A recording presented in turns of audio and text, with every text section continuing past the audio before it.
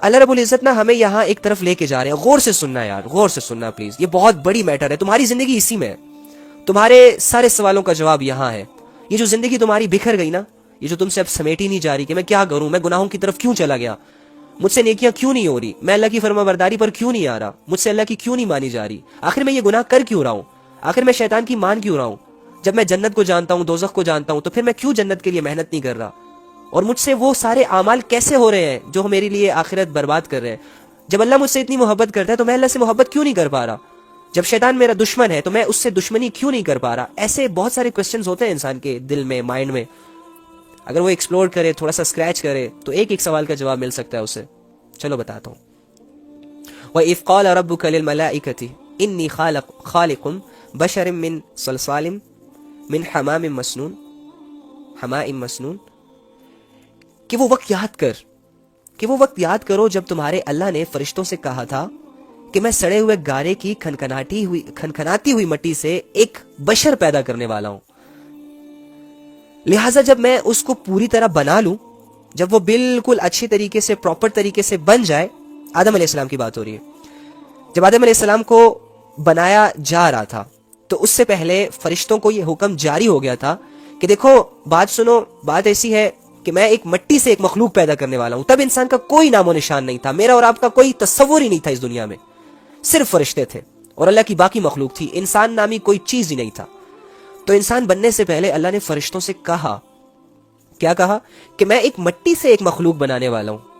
ٹھیک ہے, ایک انسان بنانے والا ہوں, ایک انسان کو پیدا کرنے والا ہوں. لہٰذا جب میں اس کو پوری طرح بنا لوں نا, جب وہ بن جائے اور اس میں اپنی روح پھونک دوں, تو تم سب اس کے آگے سجدے میں گر جانا. یہ اللہ رب العزت انسان کی تخلیق سے پہلے فرشتوں کو بتا رہے ہیں.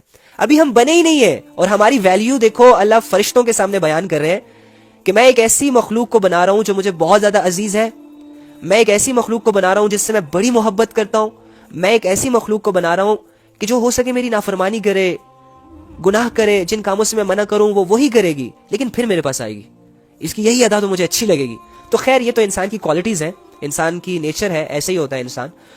تو انسان ابھی بنا ہی نہیں, اور اللہ رب العزت ہمارا تذکرہ کر رہے ہیں. یہ بھی ہمارے لیے ایک عزت کی بات ہے. اور تذکرہ کر کس سے رہے ہیں؟ فرشتوں سے, جو ان کے سامنے رات دن تسبیح کر رہے ہیں, جو ان کے سامنے رات دن اللہ کر رہے ہیں. ایک سیکنڈ کے لیے بھی جو غافل نہیں ہوتے اللہ کی تعریف سے, اللہ کی حمد و ثنا سے, اللہ کی عبادت سے. ایسی مخلوق کے سامنے ایک ایسی مخلوق کا نام لیا جا رہا ہے کہ جو پیدا ہونے کے بعد فساد مچائے گی, قتل و غارت کرے گی, ایک دوسرے سے نفرت کرے گی, زنا کے قریب جائے گی, اللہ کے حکموں کو دل اور سینہ چوڑا کر کے توڑے گی. اینی ہاؤ اللہ رب العزت نے ان سے کہا میں بشر پیدا کرنے والا ہوں. لہٰذا جب وہ بن جائے, پیدا ہو جائے, پہلا انسان جب اس دنیا میں آ جائے, تو تم اور میں اس میں روح پھونک دوں, اس کی عقل سلامت ہو جائے, وہ دیکھنے والا بن جائے, وہ سننے والا بن جائے, وہ چلنے والا بن جائے, وہ بولنے والا بن جائے.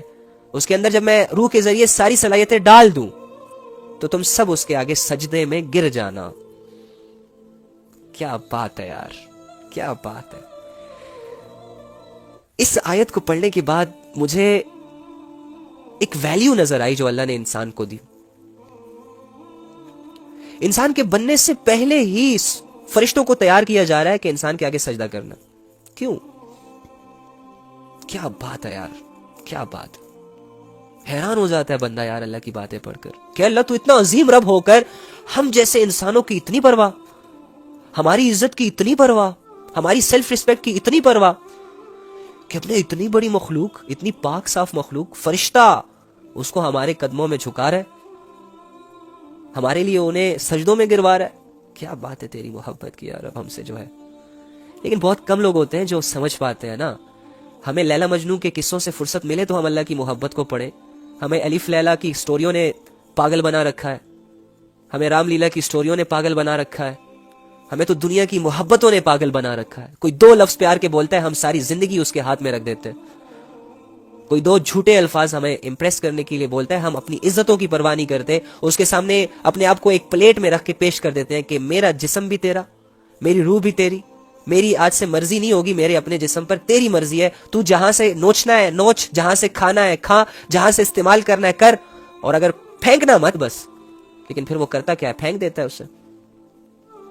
دل بھر جاتا ہے اس کا. یار یہ دنیا کی محبتیں صرف اور صرف جھوٹ پہ مبنی ہے. تو جب ہمیں ان سچویشن سے چھٹکارا ملے گا تو ہم اللہ رب العزت کی محبت کو دیکھیں گے, پڑھیں گے, سوچیں گے, سمجھیں گے. کیا یہ محبت نہیں ہے؟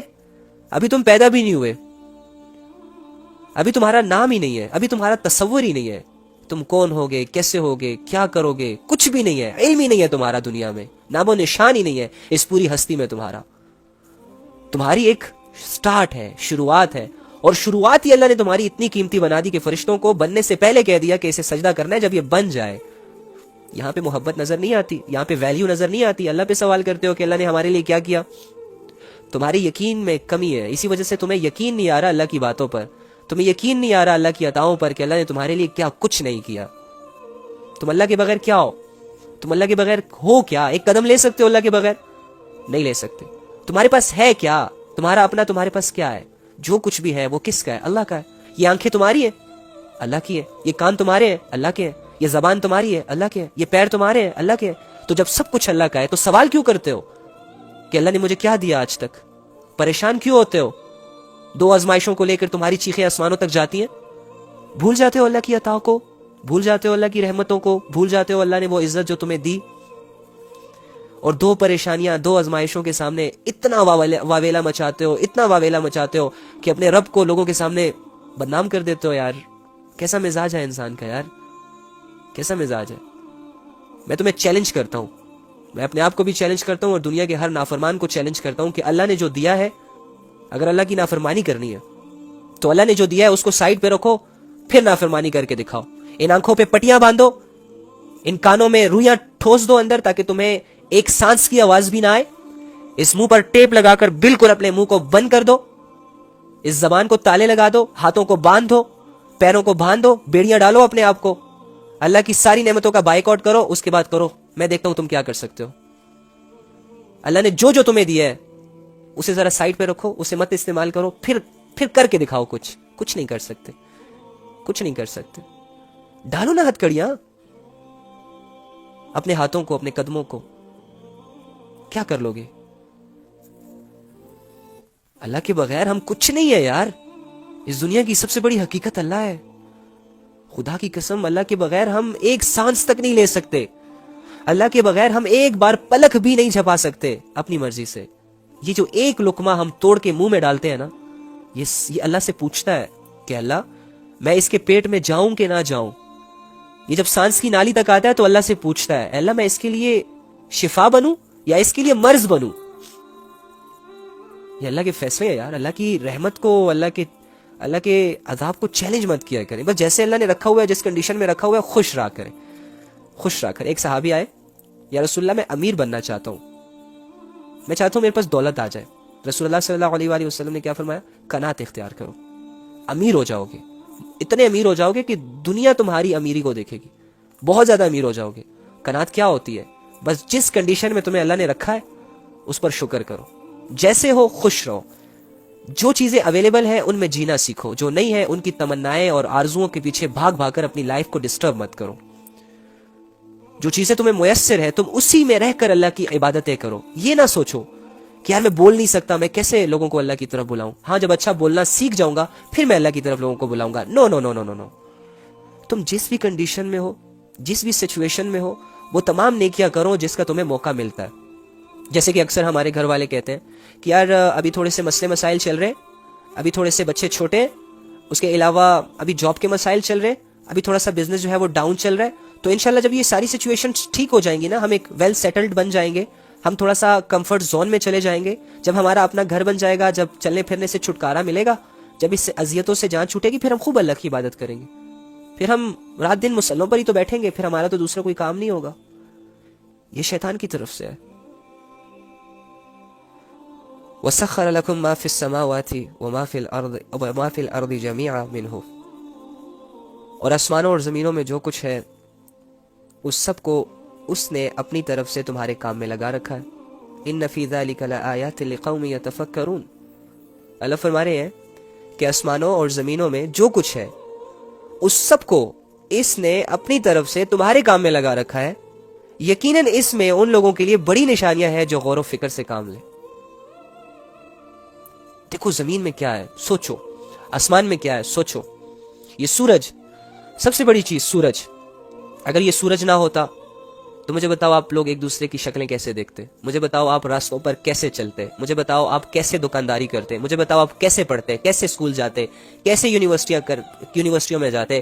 اگر دن ہی نہ ہوتا, سورج نہ ہوتا تو دن نہ ہوتا, کیسے کماتے, کیسے ملکوں کا سفر کرتے, کیسے ایک دوسرے کے گھروں میں جاتے. جب سورج نہیں ہوگا, دن نہیں ہوگی, روشنی نہیں ہوگی, سسٹم دھرم کے بھرم ہو جائے گا. لیکن اللہ نے تمہارے لیے پوری دنیا کو روشن کر دیا ایک لمیٹڈ ٹائم کے لیے. یہ بھی نہیں کہ بس روشن ہو گیا تو اب ساری عمر روشن رہے. اگر ساری عمر روشن رہے سورج, یعنی دن ہی رہے, تو سورج کی گرمی سے تو پہاڑ پگھل جائیں گے. ایسا کرنے سے تو درختوں کو آگ لگ جائے گی. سمندر کا پانی ٹھنڈا ہونے کے بجائے گرم ہو جائے گا کچھ ہی دنوں میں, کچھ ہی مہینوں میں.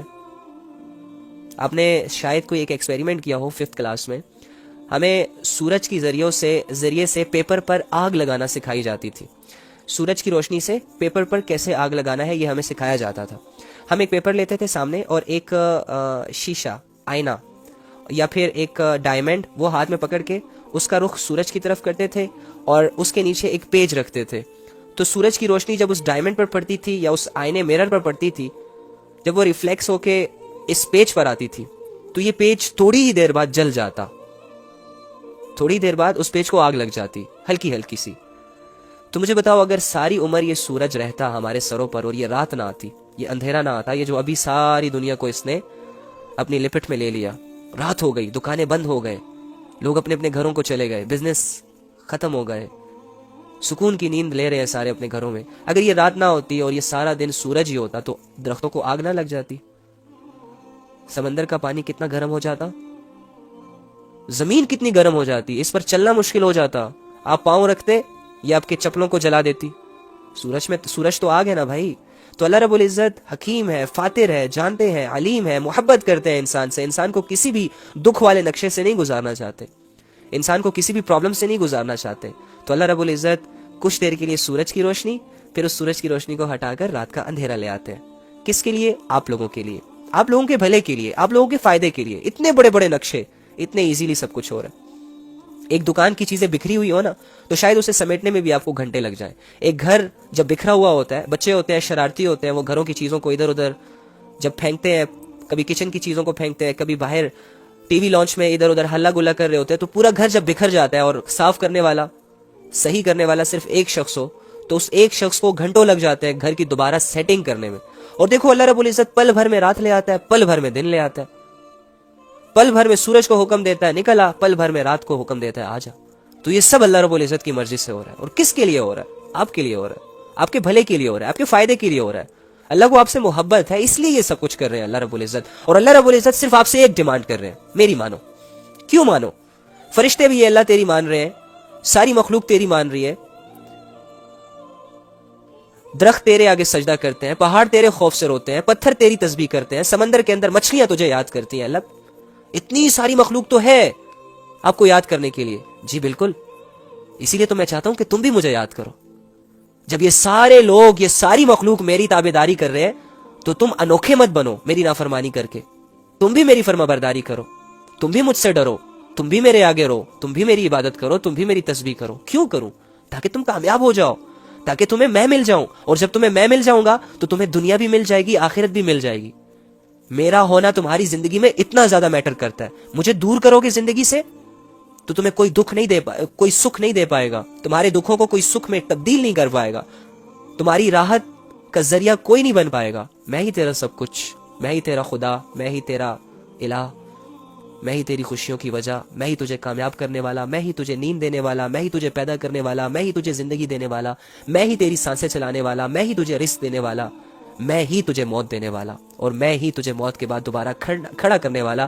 تیری زندگی تو مانے یا نہ مانے میٹر کرتی ہے, مجھے لے کے میٹر کرتی ہے.